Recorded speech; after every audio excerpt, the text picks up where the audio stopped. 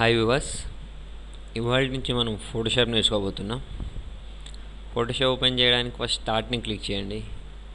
ఇక్కడ ప్రోగ్రామ్స్లో Adobe Photoshop అని ఉంది చూడండి. దీన్ని క్లిక్ చేస్తే మీకు ఫోటోషాప్ అనేది ఓపెన్ అవుతుంది. ఇదొక పద్ధతి. ఇంకొక పద్ధతి ఉంటుంది. దానికోసం మీరు స్టార్ట్ని క్లిక్ చేయాల్సి ఉంటుంది. చూడండి, ఇక్కడ స్టార్ట్ని క్లిక్ చేసేసి రన్లోకి వెళ్ళి ఫోటోషాప్ టైప్ చేసిన మీకు ఫోటోషాప్ అనేది ఓపెన్ అవుతుంది. స్టార్ట్ని క్లిక్ చేయండి, రన్లోకి వెళ్ళండి, ఫోటోషాప్ అని టైప్ చేసి ఎంటర్ ప్రెస్ చేయండి. ఇలా కూడా మీకు ఫోటోషాప్ అనేది ఓపెన్ అవుతుంది. చూడండి, దీనిలో మనం దీన్ని టూల్ బాక్స్ అంటాం. ఇది మీకు తెలిసే ఉంటుంది. మెనూ బార్ అంటాను, దీని title bar, standard tool bar అని అంటాం. చూడండి, మీకు దీని ఫోటోషాప్లో బ్లాక్ అండ్ వైట్ ఫొటోస్ని కలర్ చేయడం, విజిటింగ్ కార్డ్స్ చేయడం, ఐడెంటిటీ కార్డ్స్ చేయడం, గ్రీటింగ్ కార్డ్స్ చేయడం లాంటివి చేసుకోవచ్చు. ఫోటోషాప్లో మీరు ఐడెంటిటీ కార్డ్స్ కానీ గ్రీటింగ్ కార్డ్స్ కానీ అవన్నీ ఏం చేయాలన్నా స్టార్టింగ్ మీకు ఏంటంటే ఈ టూల్స్ మీ దగ్గరికి రావాలి. కాబట్టి మనం ఏం చేస్తామంటే దీనిలో ఒక్కొక్క టూల్ గురించి నేర్చుకుందాం. ఇప్పుడు చూడండి, దీనిలో స్టార్టింగ్ ఫస్ట్ టూల్ ఉంది. దీని మీద రైట్ క్లిక్ ఇచ్చారనుకోండి, మీకు మళ్ళీ 4 టూల్స్ వస్తాయి. దీన్ని రెక్టాంగులర్ మర్కీ టూల్ అన్నాం. మొత్తం కలిపేసి దీన్ని మర్కీ టూల్ అంటాం. ఇప్పుడు దీనిలో వచ్చేసి రైట్ క్లిక్ ఇచ్చేస్తే 4 టూల్స్ వస్తాయి. దానిలో ఫస్ట్ ఇది rectangular marquee tool, elliptical marquee tool, single row marquee tool, single column marquee tool అని వచ్చేసింది. సరే, చూడండి, ఇప్పుడు దాన్ని ఎలా యూజ్ చేస్తామంటే మీరు దీనిలో ఫస్ట్ ఒక ఇమేజ్ని తెచ్చుకోండి. ఇమేజ్ని తెచ్చుకోవడానికి ఫైల్లోకి వెళ్ళి ఓపెన్ని క్లిక్ చేయండి. నేను ఎక్కడ అంటే నా కంప్యూటర్లో ఎఫ్ డ్రైవ్లో వాల్పేపర్స్ అని ఒక ఫోల్డర్ పెట్టేసుకుని దానిలో వాల్పేపర్స్ ఉంచుకున్నాను. ఇది ఒక పద్ధతి. ఇంకొక పద్ధతి, కీబోర్డ్లో కంట్రోల్ ఓ ప్రెస్ చేయడం ద్వారా మీరు ఓపెన్ విండోని ఓపెన్ చేయొచ్చు. ఇంకొక పద్ధతి, ఈజీ వే ఏంటంటే మీకు ఇక్కడ గ్రే స్కేల్ కనిపిస్తుంది, గ్రే కలర్లో కనిపిస్తుంది కదా. మీరు ఇక్కడ ఎక్కడైనా డబల్ క్లిక్ ఇవ్వండి. ఎక్కడైనా సరే డబల్ క్లిక్ ఇచ్చినా మీకు ఏంటంటే ఓపెన్ విండో ఓపెన్ అవుతుంది. మీకు దీనిలో ఏమేమి పిక్చర్స్ కావాలో, మీ కంప్యూటర్లో ఏమేమి పిక్చర్స్ ఉన్నాయో చూసుకోవాలి అంటే ఇక్కడ థంబ్నెయిల్స్ పెట్టుకుంటే మీకు మీ కంప్యూటర్లో ఏమేమి పిక్చర్స్ ఉన్నాయో ప్రివ్యూతో సహా చూసుకోవచ్చు. లేదా మీరు ఏదైనా పిక్చర్ని క్లిక్ చేసినప్పుడు మీకు ఆ పిక్చర్ అనేది కింద ఇక్కడ ప్రివ్యూ చూపిస్తుంది. ఓకేనా. మీరు మల్టిపుల్ పిక్చర్స్ని సెలెక్ట్ చేయాలి అంటే షిఫ్ట్ ప్రెస్ చేసి క్లిక్ చేయండి, లేదా కంట్రోల్ ప్రెస్ చేయండి. కంట్రోల్ ప్రెస్ చేసి క్లిక్ చేస్తే మీకు ఒకటేసారి మీరు ఎన్ని ఫొటోస్ ఓపెన్ చేసేసుకున్నారో అవన్నీ ఓపెన్ అవుతాయి.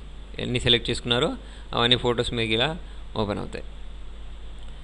సరే, చూడండి, ఇప్పుడు ఇంతకుముందు మనం ఇక్కడ రెక్టాంగులర్ మర్కీ టూల్ అని అనుకున్నాం. ఈ టూల్ యూజ్ చేసి మనం ఈ దేన్నైనా సరే రెక్టాంగులర్ షేప్లో సెలెక్ట్ చేయొచ్చు. చూడండి, ఇప్పుడు ఫర్ ఎగ్జాంపుల్ నాకు ఈ ఐస్ మాత్రమే కావాలనుకోండి, నేను ఆ ఐస్ని మాత్రమే సెలెక్ట్ చేసుకోవచ్చు ఇట్లా ఈ టూల్ యూజ్ చేసి ఈ సెలెక్ట్ చేసాం కదా. సెలెక్ట్ చేసిన తర్వాత మీరు ఈ ఐస్ని వేరే పిక్చర్లోకి తీసుకెళ్ళాలనుకోండి, ఇందులోకి తీసుకెళ్ళాలనుకోండి, అప్పుడు మీరు దీన్ని ప్రెస్ చేసి ఇలా డ్రాగ్ చేస్తే ఆ ఐస్ అనేటివి రావు, ఓన్లీ ఆ సెలెక్షన్ మాత్రమే వస్తుంది. ఇక్కడ గుర్తుపెట్టుకోండి, కంపల్సరీ మనకు మూవ్ టూల్ యూజ్ చేసి దీన్ని ప్రెస్ చేసి ఇలా డ్రాగ్ చేస్తే అప్పుడు మనకు ఐస్తో పాటు ఇందులోకి వచ్చేస్తుంది అన్నట్టు, ఆ ఐస్ కూడా ఇందులోకి వచ్చేస్తాయి అన్నట్టు. ఓకేనా. దీన్ని మనం చిన్నగా పెద్దగా వేయాలంటే కీబోర్డ్లో కంట్రోల్ టీ అని ఉంటుంది. దీన్ని ఫ్రీ ట్రాన్స్ఫార్మ్ అంటాం. దీన్ని ప్రెస్ చేస్తే కంట్రోల్ టీని ప్రెస్ చేస్తే మన దీని చుట్టూ ఒక బాక్స్ వచ్చింది చూడండి. ఇప్పుడు దీన్ని మనం చిన్నగా పెద్దగా వేయాలి అంటే షిఫ్ట్ ప్రెస్ చేసి ఇలా దీన్ని డ్రాగ్ చేశారనుకోండి, అప్పుడు మీకు ఇది చిన్నగా పెద్ద అవుతుంది. షిఫ్ట్ ఎందుకు ప్రెస్ చేయమంటున్నానంటే ఇప్పుడు మీరు మామూలుగా డైరెక్ట్ డ్రాగ్ చేశారనుకోండి, మీకు అది ఎటో ఒక దిక్కు మాత్రమే పెద్దగా అవుతుంది, అన్ని వైపుల నుంచి ఈక్వల్గా చిన్నగా పెద్దగా అవ్వదు. అలాంటప్పుడు మనం ఏం చేయాలంటే షిఫ్ట్ ప్రెస్ చేశారనుకోండి, మీకు ఆల్ సైడ్స్ నుంచి చిన్నగా పెద్ద అవుతుంది అన్నట్టు. ఓకేనా.